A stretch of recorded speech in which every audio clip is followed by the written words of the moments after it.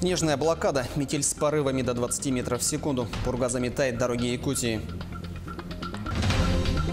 Не проехать, не пройти. Жители Якутска жалуются на десятки незаконно установленных гаражей. Набраться опыта и узнать слабые стороны. Многократные чемпионы мира Гаврил Колесов и Сергей Белошеев провели с любителями сеанс одновременной игры по русским шашкам.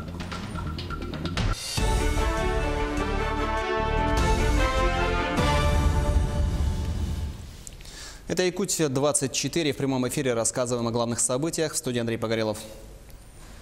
Пурга заметает дороги Якутии. Работы по расчистке дорог от снежных заносов ведутся по всем направлениям.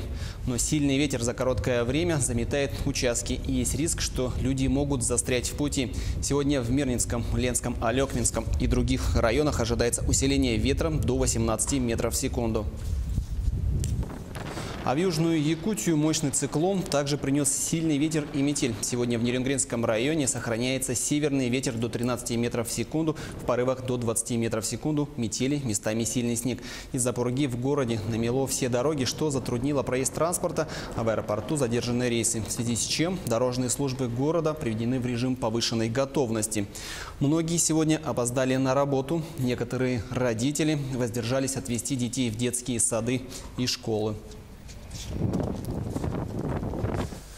К нам обратились жители дома номер 11 по улице Новосибирская. Это один из микрорайонов города Ленска. Возмущены они тем, что второй год подряд управляющая компания «Гранд Сервис» после очистки дворовых проездов от снега не убирает его со двора. Более того, снежными массами завален весь двор и автомобильные стоянки.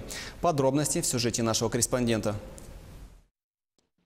Иван Вантеев рассказал нам, что их двор от снега очистился за зиму только дважды. Сегодня снежными кучами высотой больше человеческого роста завалена вся придомовая территория и парковка.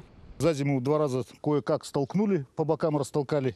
И все, второй раз и то, когда вот здесь провалилась машина, вышка ихняя, вытаскивали трактором. Когда они приезжали, с козырька снег сбить, чтобы не упал на голову. А было, он прям падает и прям на подъезд, на крыльцо.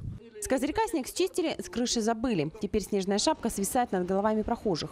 Жильцы не раз звонили в управляющую компанию с просьбой счистить снег с крыш и вывести снежные кучи. Но руководство Гранд-сервиса посоветовало им сделать это самостоятельно. Коллективно собрать средства и нанять грейдер. Это несмотря на то, что все жильцы исправно платят управляющей компании за обслуживание и уборку придомовой территории. Но коллективно жители решили не нанять грейдер, а написать письмо в прокуратуру. Главный инженер компании «Гранд-сервис» Дмитрий Маслов нам пояснил, что чистить проездные пути не входит в их обязанности. И сделано это было исключительно по доброте душевной. Идем навстречу людям, все равно, конечно, там переметает. Кроме нас никто не чистит. Чистим, люди просят, чистим. Мы убираем территорию, которая входит в площадь дома, придомовую территорию. То есть это тротуар, к подъездам, подъезды, внутри подъездов. За чистку проезжей части, по словам Дмитрия Маслова, отвечать должна городская администрация. Администрация – это орган организационно-контрольный. Наша самая главная задача – организовать и проконтролировать управляющие компании, которые обязаны содержать, обслуживать, предоставлять услуги жилищно-коммунального хозяйства. То есть эта обязанность возложена непосредственно на руководителей управляющих компаний и их организаций. В завершении Василий Козырев добавил, что если у жильцов есть нарекания к управляющей компании, то они должны написать заявление главе города, по которому незамедлительно будет проведена проверка, а нарушители привлечены к ответственности. Светлана Балеева, Виталий Андреев, Ленск. К другим темам. В якутской топливно-энергетической компании провели обыск, выемку документов. Следственные действия в компании «ЕТЭК» проводятся в рамках возбужденного уголовного дела. Основным акционером «ЕТЭК» является глава группы компаний «Сумма» Зиявудин Магомедов. Ему принадлежат 82% акций. Владельцы группы «Сумма» братья Зиявудин и Магомед Магомедовы, которым инкриминируется мошенничество, особо крупная растрата и создание организованного преступного сообщества, были задержаны в Москве в минувшую пятницу. Оба подозреваемых заключены под стражу на 2 месяца по решению суда. ЕТЭК – это единственное предприятие, снабжающее газом центральные регионы Якутии. Не проехать, не пройти. Жители Якутска жалуются на десятки незаконно установленных гаражей.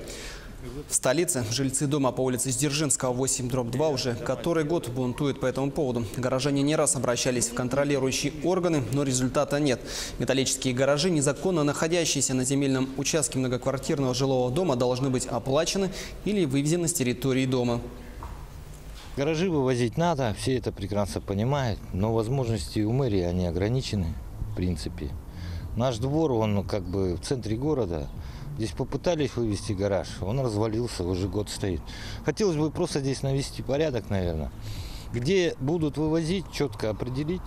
А там, где не будут, ну, наверное, пора деньги собирать. Вот сколько у нас гаражей во дворе стоит, они стоят бесплатно, это неправильно. Ну и к новостям спорта. Битва сильнейших. Сегодня в Якутске, в республиканско-шахматно-шашечном центре, два профессионала. 11-кратный чемпион мира Гавриил Колесов из Якутии и 6-кратный чемпион мира Сергей Белашев, Республика Крым, провели сеанс одновременной игры по русским шашкам с любителями. Набраться опыта или узнать свои слабые стороны пришли дети школьного возраста и люди старшего поколения. Всего 55 человек.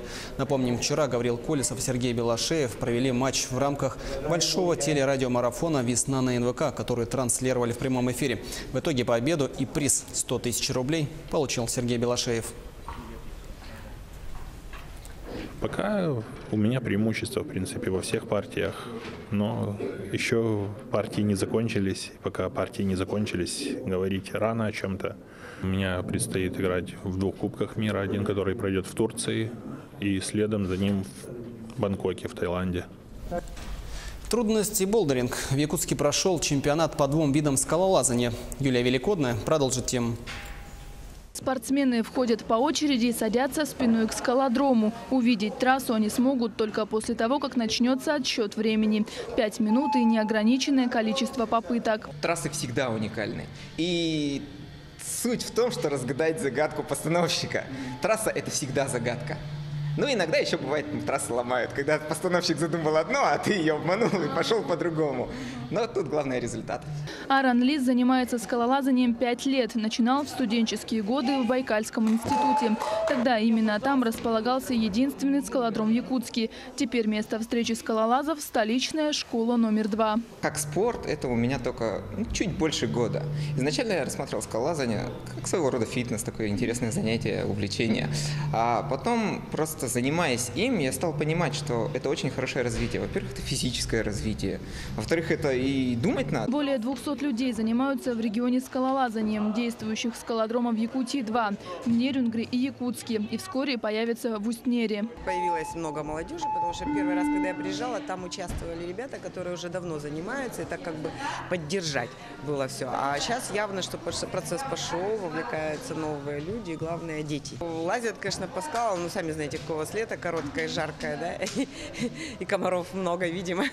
Поэтому, конечно, хотелось бы, чтобы власти города и республики обратили на это внимание и помогли построить, конечно, скалодромчик. Федерация альпинизма и скалолазания была создана в 2015 году. Тогда же и построен скалодром при 2-й школе. Для учеников занятия в этом спортивном сооружении входят в школьную программу. Ну, в дневное время он работает как по учебному плану, но с 7 часов вечера до 9 он открыт для всех. Из-за нехватки времени, то есть пространства скалодрома, можно заниматься с малых лет, но мы упор делаем с 5 лет из-за того, что по графику у нас занятость очень большая. Скалолазание – олимпийский вид спорта. Что касается его стоимости, то заниматься альпинизмом гораздо дешевле, чем, например, кататься на горных лыжах или играть в большой теннис. Юлия Великодная, Илья Сыромятников, Якутск.